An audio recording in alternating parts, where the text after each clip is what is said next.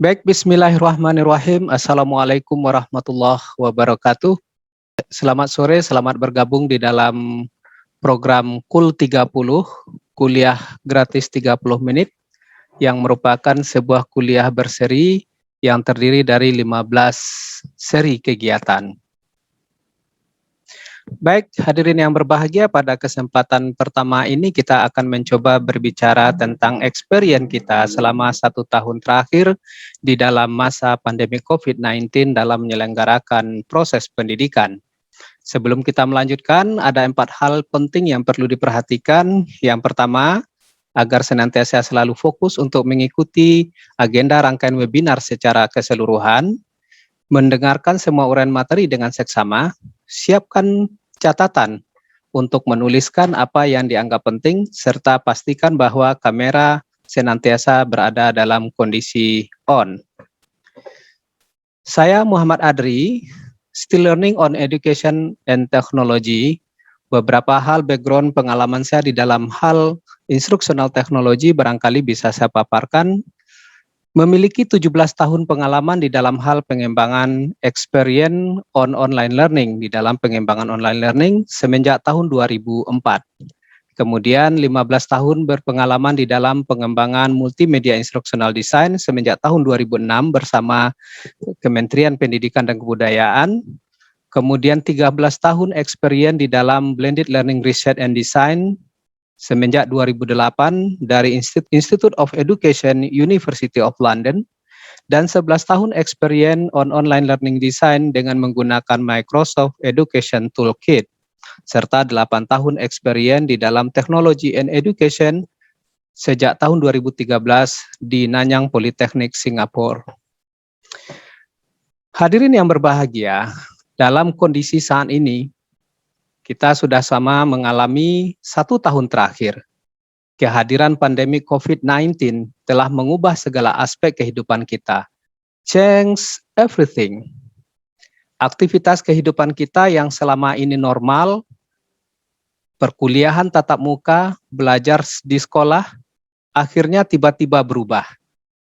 Bagi kita tenaga pendidik, maka kita harus menjalankan peran kita sebagai pendidik melalui proses work from home atau WFH. Sedangkan anak didik kita, para siswa dan mahasiswa, menjalani proses pendidikan menjalani proses pendidikan mereka melalui apa yang kita sebut dengan study from home. Alhasilnya apa Bapak dan Ibu? Semenjak Maret 2020 yang lalu, semuanya terjadi begitu cepat, mendadak. Hampir semua orang berteriak, bagaimana mungkin aku akan berubah secepat ini? Sehingga pada akhirnya, the power of KPPIT pun muncul.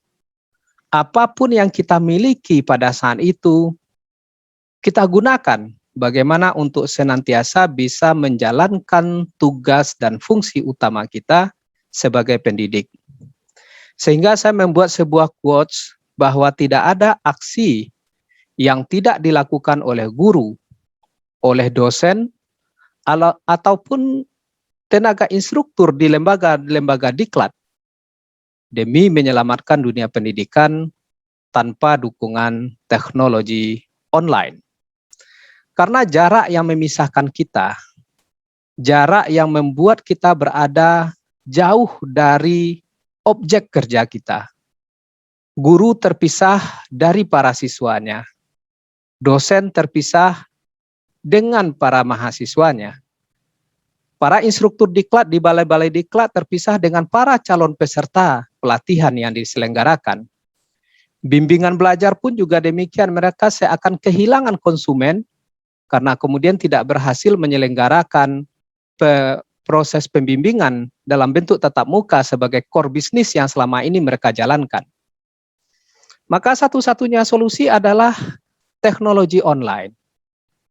Dengan adanya jaringan internet, dengan adanya sarana komunikasi, maka kemudian ini menjadi jembatan yang menghubungkan jarak yang terpisah tadi. Satu persatu mulai kemudian dirajut kembali. Para guru setelah menjalankan proses work from home secara terkejut, shock selama 1 minggu pertama, lalu kemudian mulai merangkai asa untuk bisa kembali menjalankan proses pendidikan sebagaimana layaknya tugas utama sebagai pendidik. Dosen juga demikian, mulai merajut asa untuk menyelenggarakan proses pembelajaran. Bagi perguruan tinggi yang sudah memiliki experience yang mapan di dalam menyelenggarakan pembelajaran online, maka bagi mereka mungkin tidak ada masalah, tinggal lagi hanya memobilisasi dosennya untuk memanfaatkan teknologi yang sudah tersedia. Tapi itu tidak semua perguruan tinggi melakukan persiapan seperti itu. Ada yang selama ini core bisnis dari perguruan tinggi itu memang berada dalam face-to-face learning. Pembelajaran di kelas adalah kekuatan utama penyelenggaraan bisnis proses pendidikan mereka. Maka pecahlah semua kebuntuan pada saat itu. Akhirnya satu persatu mulai dirajut. Dengan apa? Dengan teknologi online.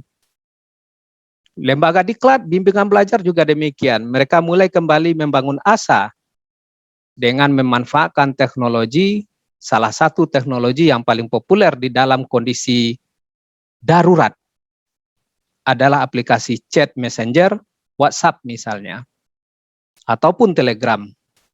Maka kemudian para guru kita mulai membentuk grup-grup belajar, sehingga melalui grup belajar dengan para siswanya memberikan layanan pendidikan kepada anak didik. Dosen-dosen yang kebetulan berada pada perguruan tinggi yang sudah memiliki sistem pembelajaran daring dengan memanfaatkan learning management system, mereka semakin concern untuk mengembangkan konten-konten pembelajaran daring. Lembaga-lembaga diklat yang dahulunya tidak memahami tentang pembelajaran online mulai melirik kepada berbagai platform gratis yang tersedia, seperti Google Classroom, Edmodo, Moodle, dan lain sebagainya. Ini adalah upaya-upaya yang dilakukan dalam rangka untuk kembali merajut benang-benang pendidikan menjadi satu kesatuan kain yang utuh, agar kita kembali bisa menjalankan tugas pokok dan fungsi kita sebagai pendidik. Maka berdasarkan pengalaman kita selama 1 tahun terakhir, berbagai upaya dilakukan oleh lembaga-lembaga pendidikan maupun oleh individu-individu guru, dosen, dan para instruktur untuk mulai melek dengan teknologi. Mereka kemudian mulai mengikuti, kita mulai mengikuti satu persatu kegiatan webinar tentang tata cara penggunaan Zoom meeting untuk web conference, penggunaan LMS, Google Classroom untuk mengelola para peserta didik, pemanfaatan high skill lainnya, sehingga kemudian kita perlahan mulai bermigrasi kepada proses pemanfaatan high tech untuk pembelajaran. Maka oleh sebab itu, teman-teman semuanya, selama 15 hari ini, agenda kegiatan kita akan kita distribusikan kepada 4 stage utama yang menjadi core dan concern saya sebagai narasumber pada sore hari ini. Keempat stage ini kita lakukan dalam rangka untuk memaksimalkan pengalaman kita selama 1 tahun. 17 tahun pengalaman saya di dalam mengembangkan online learning dengan LMS berbasis Moodle. 13 tahun saya terlibat di dalam riset-riset di bidang pengembangan multimedia instructional design, serta penggunaan Microsoft Toolkit untuk menunjang proses pembelajaran. Ini akan kita kupas tuntas selama 4 stage ini. Sehingga mudah-mudahan sharing ilmu, sharing pengalaman yang saya berikan kepada Bapak Ibu semuanya, ini akan bisa bermanfaat untuk peningkatan dan perbaikan kualitas pembelajaran kita pada masa yang akan datang. Stage yang pertama adalah kita berbicara tentang educational technology understanding. Di dalam hal ini, Bapak dan Ibu, bagaimanapun karakteristik anak didik kita itu beragam. Kita dikunci oleh konten, dikunci oleh konteks, dan dikunci oleh environment. Dalam istilah lain disebut dengan 2CA. Konten. Masing-masing kita barangkali memiliki kepakaran, kekhususan bidang kajian yang berbeda. Antara saya dengan teman-teman saya di jurusan, walaupun berada dalam satu program studi yang sama, maka kami akan memiliki konsen terhadap konten keahlian yang beragam. Spesifikasi keahlian masing-masing kita berbeda. Maka inilah yang harus kita pahami berlandaskan kepada teori-teori pendidikan, baik dari sisi aspek teori behavioris, teori kognitif, maupun teori konstruktivis. Apalagi dengan tersedianya ilmu pengetahuan yang begitu banyak dan luas di jaringan internet hari ini, memungkinkan kita untuk melakukan apa yang disebut dengan connection learning sebagai teori baru, meskipun teori baru ini belum diterima secara utuh oleh pakar pendidikan. Lalu kemudian komponen yang kedua adalah konteks. Bahwa konten suatu materi pembelajaran itu kadangkala dipengaruhi oleh konteksnya, serta environment, lingkungan tempat kita mengajarkan. Strategi saya mengajar di Padang itu belum tentu akan sama dengan strategi teman saya yang mengajar di UNY di Jogja sana, walaupun sama-sama mengajar mahasiswa S1. Demikian juga sebaliknya, walaupun saya sama-sama mengajar di Padang dengan teman-teman yang mengajar rekayasa perangkat lunak di ITP atau di Universitas Bung Hatta, maka konteks dan environment-nya akan berbeda, karena kita memiliki latar belakang mahasiswa yang berbeda. Maka pemahaman kita terhadap educational understanding ini sangat penting untuk kita sebelum melangkah berpijak kepada pemanfaatan teknologi yang lebih tinggi, agar jangan nanti tercipta gap yang begitu jauh antara ekspektasi kita sebagai dosen, ekspektasi kita sebagai guru terhadap kemampuan anak didik kita dalam mengikuti pembelajaran yang kita kembangkan melalui pemanfaatan teknologi. Itu stage yang pertama. Setelah kita kupas tuntas dari berbagai aspek tentang educational understanding ini, maka kemudian kita melanjutkan pada stage yang kedua. Walaupun sebenarnya untuk stage yang kedua ini merupakan satu bidang keahlian fungsional tersendiri. How to become an instructional designer. Bagaimana kita menjadi seorang desainer pembelajaran. Kita sebagai dosen tidak hanya mahir dari sisi konten, tapi bagaimana konten yang kita ajarkan itu memenuhi kaidah-kaidah instruksional. Sehingga kemudian apa yang kita kembangkan, apa yang kita ajarkan, itu kemudian tepat sasaran. Easy to use, mudah untuk digunakan. Easy to be understanding, mudah untuk dipahami. Ini bukan suatu perkara yang sederhana bagi kita sebagai seorang dosen. Apalagi kalau kemudian kita harus terjun ke dalam dunia instructional designer. Makanya di dalam lembaga-lembaga pendidikan, Bapak dan Ibu, teman-teman semua, untuk instructional designer ini menjadi satu bidang fungsional tersendiri yang disebut dengan PTP kalau tidak salah, ya, fungsional di bidang teknologi pendidikan. Maka guru, dosen, mereka fokus dengan mengkonstruksi konten pembelajaran, mengkonstruksi konten perkuliahan, maka nanti teman-teman yang menjadi instructional designer inilah yang kemudian menerjemahkan konten itu ke dalam berbagai platform teknologi. Kalau Bapak Ibu menggunakan platformnya adalah animasi multimedia, maka mereka yang nanti menerjemahkan konten pembelajaran kita itu menjadi bentuk-bentuk animasi ke dalam bentuk media interaktif. Kalau kemudian konten pembelajaran Bapak Ibu itu dikembangkan dengan teknologi web, maka merekalah yang nanti akan mengembangkan konten-konten untuk dikonversi menjadi konten yang smart untuk digunakan di web. Dan kalau kemudian platform pembelajaran yang kita gunakan teknologinya adalah mobile learning, maka teman-teman instructional designer lah nanti yang akan mendesain dan menerjemahkan konten yang kita kembangkan itu menjadi konten yang suitable, yang comfortable untuk diakses di perangkat mobile. Tapi tentu untuk mencari teman kita yang berprofesi sebagai seorang instructional designer ini tentu bukanlah pekerjaan mudah. Di Universitas Negeri Padang sendiri, Bapak dan Ibu, itu kami hanya punya 2 orang tenaga fungsional PTP, dan 1 orangnya udah mengundurkan diri berubah menjadi tenaga tendik. Kenapa? Karena beratnya tugas.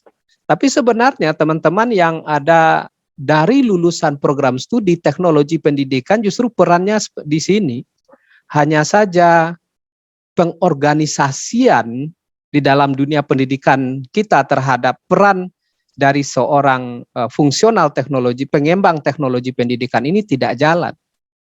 Harusnya di setiap sekolah, minimal di satu sekolah itu ada 2 orang tenaga fungsional PTP. Sekolah dasar misalnya. Maka kemudian guru bisa fokus kepada pengembangan kontennya, maka teman-teman fungsional PTP inilah yang bertugas untuk mengembangkan bahan-bahan ajar berbasis teknologi yang akan digunakan oleh guru nantinya di SD tersebut. Di SMP juga demikian, semakin tinggi jenjang pendidikannya tentu tingkat kerumitan pengembangan konten menjadi lebih tinggi. Maka kita akan membutuhkan expert yang lebih mahir di dalam menjalankan tugasnya sebagai seorang PTP, pengembang teknologi pendidikan. Nah, maka di stage yang kedua ini Bapak dan Ibu, berdasarkan pengalaman saya selama ini, saya akan coba membreakdown-nya menjadi suatu konsep yang mudah untuk dipahami, mudah untuk diimplementasikan oleh teman-teman semuanya, sehingga dengan konsep yang sederhana, mudah untuk diterapkan, maka di samping kita menjadi guru, di samping kita menjadi dosen, maka kita juga bisa langsung menjadi seorang instructional designer walaupun bukan pada level expert. Tapi yang namanya skill itu Bapak dan Ibu, kuncinya hanya satu, yaitu drill and practice, drill and practice. Maka semakin sering kita gunakan, semakin sering kita memanfaatkannya, maka pada akhirnya dia akan menjadi suatu keterampilan yang terinternalisasi, maka pada akhirnya kita akan bisa menyamai kemampuan teman-teman yang menjadi PTP di lembaga-lembaga pendidikan resmi gitu. Lalu kemudian setelah kita mendudukkan kerangka, bagaimana langkah-langkah yang bisa kita lakukan untuk menjadi seorang instructional designer, maka kita lanjut kepada stage yang ketiga, yaitu content development and production. Nah, di sini saya mengajak Bapak dan Ibu nanti bagaimana untuk bisa mengembangkan, mendesain konten-konten pembelajaran sesuai dengan CCE tadi. Sesuai dengan konten, konteks, dan environment dari lingkungan Bapak Ibu bertugas sebagai guru, sebagai dosen. Maka di dalam content production ini Bapak dan Ibu, saya akan memperkenalkan beberapa konten yang populer digunakan untuk kebutuhan pembelajaran daring atau online learning ini. Yang pertama adalah modul pembelajaran, ya modul digital gitu ya. Bagaimana kita bisa mengembangkan konten-konten modul yang easy to use, easy to be understanding, ya, dan easy to access, mudah untuk digunakan oleh anak didik kita, mudah untuk dipahami, dan mudah untuk diakses. Karena kuncinya di teknologi online itu 3 komponen itu. Sebagus apapun modul yang kita kembangkan Bapak dan Ibu, kalau anak didik kita kemudian sulit untuk mengaksesnya, maka modul itu tidak akan dibaca. Percayalah itu.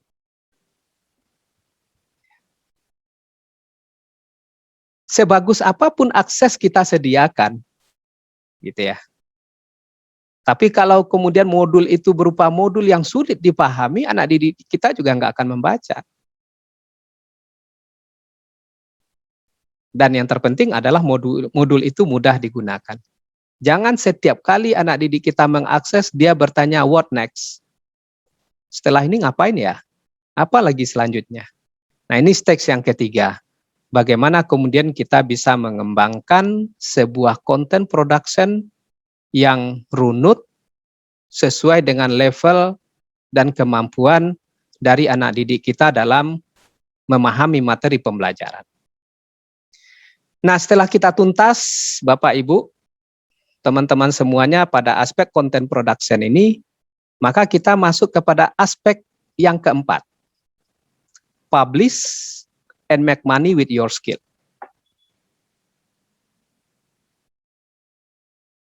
Ini adalah langkah keempat yang sebenarnya ini berkaitan dengan bagaimana kita dengan ilmu pengetahuan yang kita miliki, lalu kemudian kita bisa menjadi seorang entrepreneur.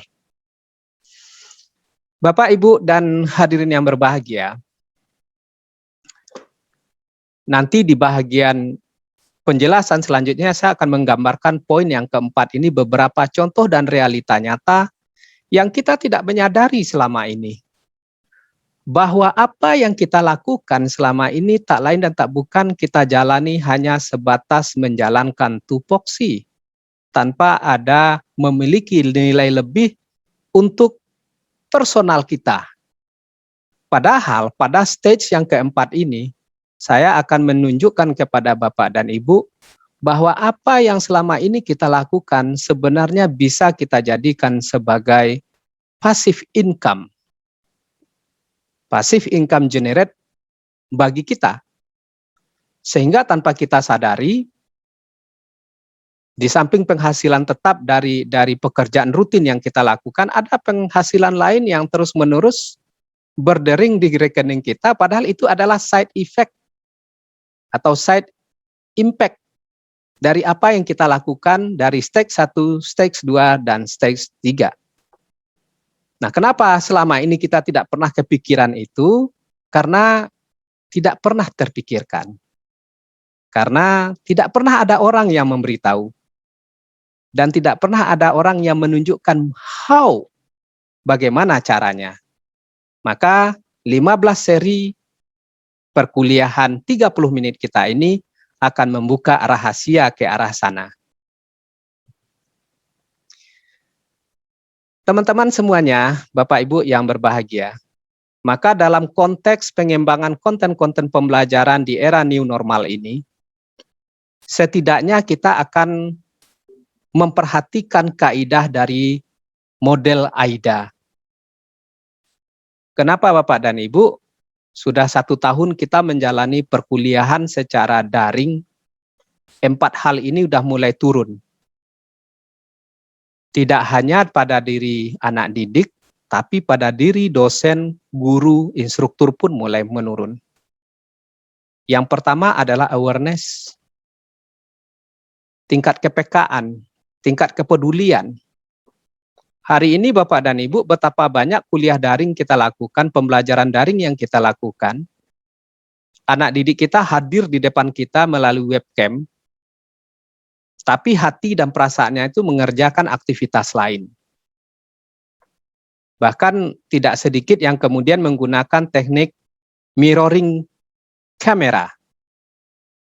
Sehingga kamera laptop, kamera HP-nya menangkap layar yang ada di televisi atau di media lain, seakan-akan dia hadir pada saat perkuliahan daring, padahal sesungguhnya tidak.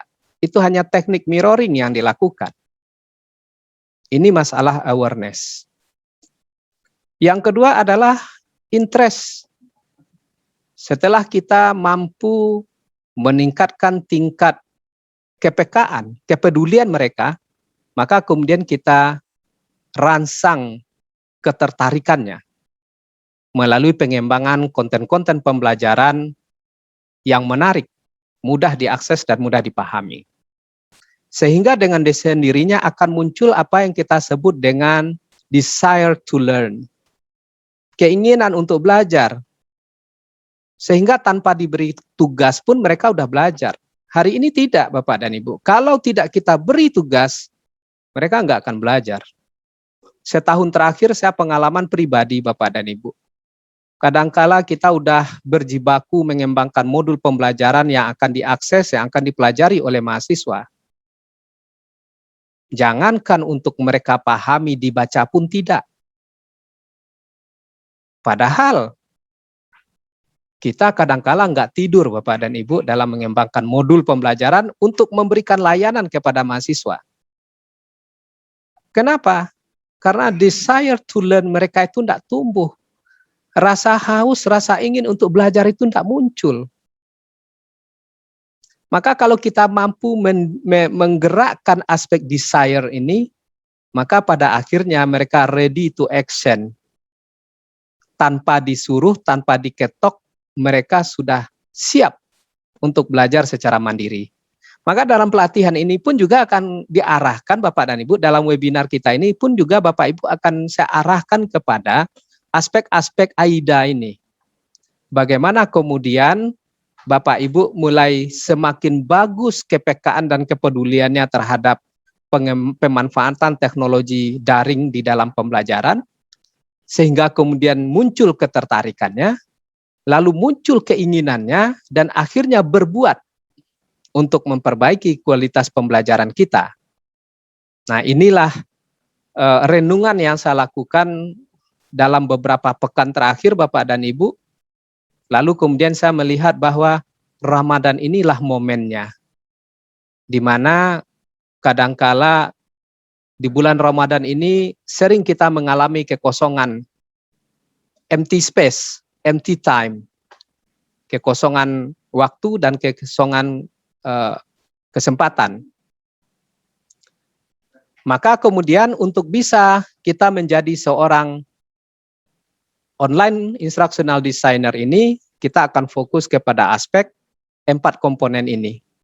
Bekerja dengan learning management system, melakukan pengembangan modul dan konten, lalu melakukan video production serta video editing. Robert Kiyosaki menyatakan bahwa bisnis pendidikan adalah salah satu industri terbesar di dunia. Karena bisnis pendidikan ini adalah bisnis yang tidak akan pernah berakhir. Kalau bisnis-bisnis yang dahulu, itu akan hilang. Bahan bakar fosil beberapa puluh tahun ke depan akan hilang, berganti dengan bahan bakar listrik. Tapi untuk pendidikan itu tidak akan pernah berakhir. Tapi tidak banyak di antara pelaku dunia pendidikan menyadarinya sebagai bisnis. Nah, ini yang saya maksud di pembukaan tadi. Kita kadangkala mengajar hanya sekedar memenuhi tupoksi. Padahal skill dan kemampuan kita dalam mengajar itu memiliki value money yang tidak pernah kita sadari. Maka selama 14 hari ke depan, saya akan mencoba menyentuh aspek ini dari pribadi Bapak Ibu masing-masing. Bagaimana kemudian semua skill yang kita miliki, semua pengetahuan yang kita miliki ini sebenarnya bisa kita gunakan menjadi personal bisnis. Saya menggambarkannya seperti ini Bapak dan Ibu. Kita pasti mengenal semua ilustrasi yang saya gunakan ini. Ruang Guru. Ini adalah salah satu platform terbesar saat ini di tanah air yang mengelola sistem bimbingan online kepada jutaan penggunanya, para pelajar di seluruh Indonesia. Udemy itu adalah salah satu platform pembelajaran online berjual. Coursera dan edX itu adalah platform massive open online course yang ada di dunia pada saat ini. Ini adalah salah satu bukti nyata bagaimana ternyata pendidikan itu memiliki nilai ekonomik yang sangat tinggi, hanya saja kadangkala tenaga pendidik tidak menyadarinya. Ruang Guru pada akhirnya berhasil menjadi salah satu startup unicorn di Indonesia dengan memanfaatkan pengetahuan dan keterampilan dari para guru terbaik yang ada di Indonesia yang mereka seleksi melalui mekanisme yang mereka desain sedemikian rupa. Apakah mereka guru? Tidak. Mereka adalah para teknokrat, anak muda yang memiliki visi ke depan lalu memanfaatkan kebiasaan generasi Z dalam memanfaatkan smartphone dan teknologi, menghadirkan ruang guru sebagai platform pembelajaran online. Saya mengilustrasikannya sederhana seperti ini Bapak dan Ibu. Rata-rata sebuah kursus di ruang guru itu dijual dengan harga Rp250.000. Ini salah satu contoh. Kalau kelas yang Bapak Ibu bina dihadiri oleh 1.000 siswa, maka income yang akan diperoleh oleh seorang guru dalam satu mata pelajaran adalah kurang lebih sekitar 250 juta. Bagi kita guru PNS barangkali angka ini adalah sebuah angka yang ajaib, gitu ya. Tapi itu kenyataan.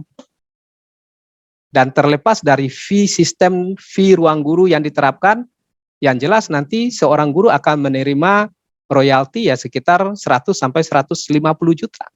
Dengan 1.000 siswa, berapa jumlah pelajar se-Indonesia? Ini salah satu contoh.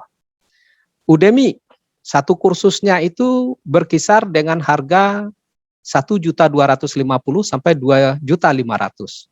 Kalau dalam satu course di seluruh dunia memiliki 1 siswa, 1.000 siswa saja, maka Udemy mendapatkan income 2,5 miliar. Kalau kita sebagai course kreatornya dibayar 50% oleh Udemy, maka setidaknya kita akan mendapatkan 1,25 miliar dari course yang kita kelola di Udemy. Selanjutnya platform MOOC. Mereka open online, semua biaya kursusnya gratis, baik di Coursera maupun edX. Tapi, bagi Anda yang sudah mengikuti kursus di sana, dan ingin memperoleh sertifikat kelulusan, kita bayar $250. Maka kalau satu course diikuti oleh 1.000 siswa saja, maka Coursera atau edX itu mendapatkan income $250.000. Kalau $1 itu sama dengan course-nya Rp15.000, maka Coursera atau edX itu mendapatkan income kurang lebih sekitar 3,75 miliar rupiah. Coba bayangin Bapak dan ini salah satu bukti ketika sistem pendidikan dikelola dengan baik, maka dia akan menjadi sebuah platform bisnis. Maka selanjutnya tentu muncul pertanyaan, mereka kan sudah platform yang besar Bapak. Apakah mungkin bagi kami untuk membangun sendiri sistem seperti itu? Jawaban satu dari saya, nothing impossible. Tidak ada yang tidak mungkin. Bapak Ibu sudah puluhan tahun mengajar. Bapak Ibu expert di bidang yang Bapak Ibu ajarkan. Maka kemudian kenapa ini tidak dijual? Kenapa ini tidak dikembangkan suatu mekanisme dan sistem sendiri? Nah, inilah yang barangkali akan menjadi fokus kita selama 15 hari ke depan. Di dalam Cool 30 menit, 15 seri kuliah gratis ini akan menghantarkan Bapak dan Ibu untuk mewujudkannya. Saya Muhammad Adri, terima kasih atas perhatiannya. Jika ada tanggapan dan pertanyaan serta bahan diskusi, inilah pengantar awal dari kegiatan Cool 30 menit kita, dan kita masih punya waktu 3 menit ke depan untuk saling berbagi pengalaman. Terima kasih.